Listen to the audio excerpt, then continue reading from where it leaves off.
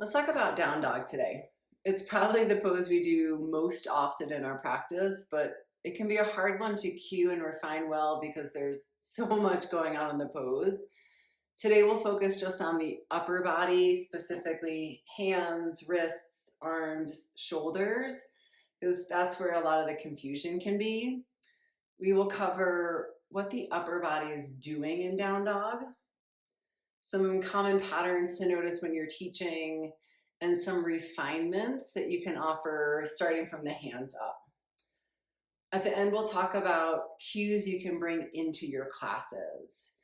So let's go to the mat and then we'll come back and talk about those.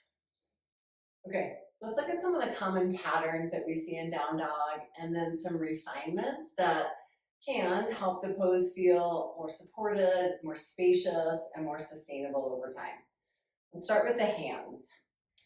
So sometimes what we'll see here is hands really narrow on the mat. And you might see this even narrower than that space of the collarbones. So simple fix here, you take the hands wider apart. Pinkies might even touch the outer edges of the mat.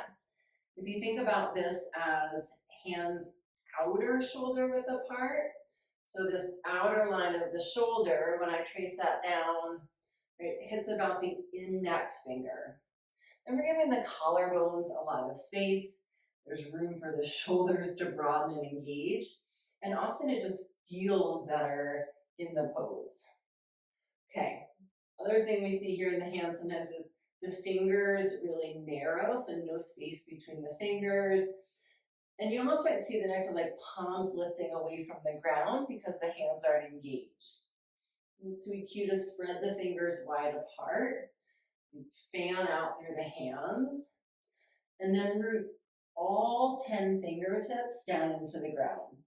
So we're just getting that full strength of the hands on board to help support the weight of the pose. Right? And then up into the wrists, not uncommon here to see hands turned far in or far out. And while it may not be necessarily wrong, right, a lot of these things aren't necessarily wrong, it tends to put a lot of weight in one area of the wrist, right, a lot on the inner edges or the outer edges of the wrist, instead of distributing the weight more evenly across the wrists.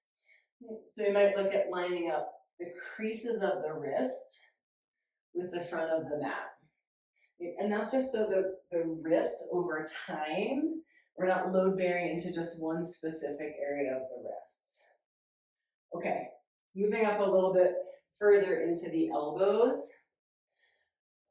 Often the elbows here can get locked out, especially we see this in people who have a lot of hypermobility in the elbows.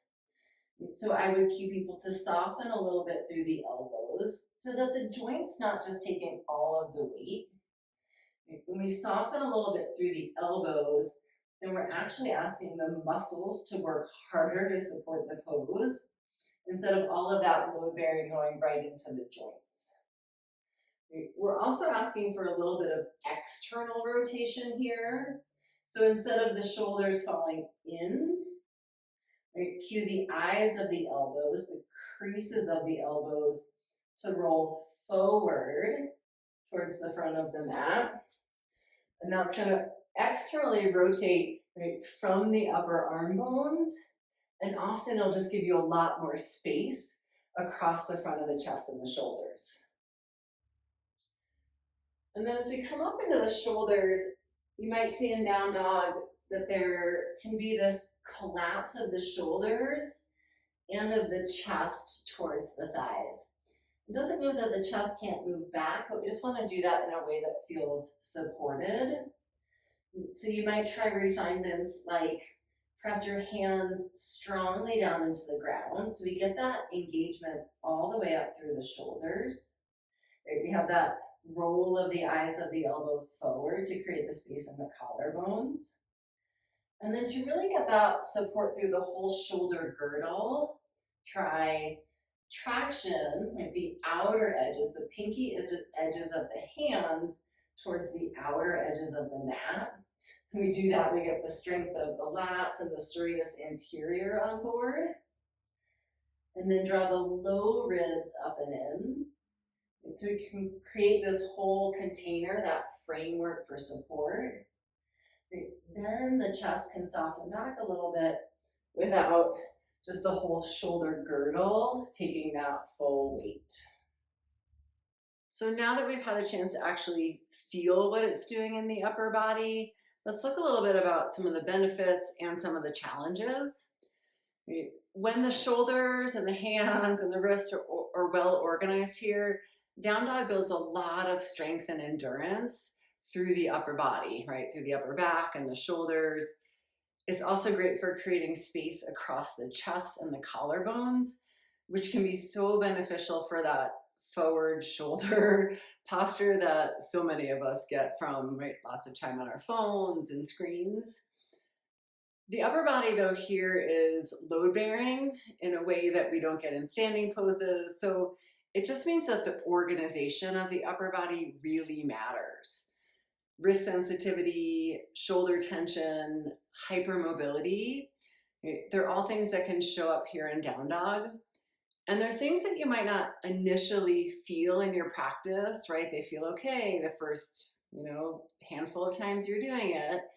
But that pressure on the hands and wrists and shoulders can really accumulate over the lifetime of your practice.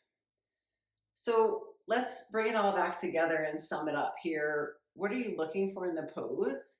And then the cues you can try with your students to support and refine it.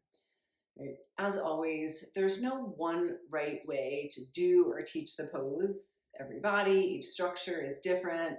So let these landmarks feel supportive rather than corrective. Okay, when you're teaching, what are we looking for? 1, the hands.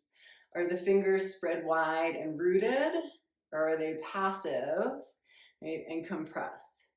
Right? The hands are the foundation, so start there. Cue, spread wide through the fingers, root down through the fingertips. 2nd, the elbows. Are they locked? Are they rotating inward? Right, that can really affect the whole shoulder girdle. So cue, soften the shoulders, rotate the eyes of your elbows gently forward, and just notice how that changes how you feel in the collarbones. 3, the upper back. Is it strong and broad, or does it feel passive and collapsed? What you can cue is to traction the pinkies towards the outer edges of the mat. Draw the low ribs in. We create that framework for the support. Then there's a little softening through the chest. So no, you don't have to cue all of these at once. And I'm guilty of that sometimes, but it can feel a little overwhelming for students. Pick one thing at a time. Focus on that each class. So today we looked at upper body, right, and how that works. In another video, we'll look at the lower body, the spine, and how those contribute to the pose. There's a lot happening there too. And if this has been really helpful, these breakdowns, know that this whole teaching yoga alignment series is built around exactly that. I'll see you in the next one.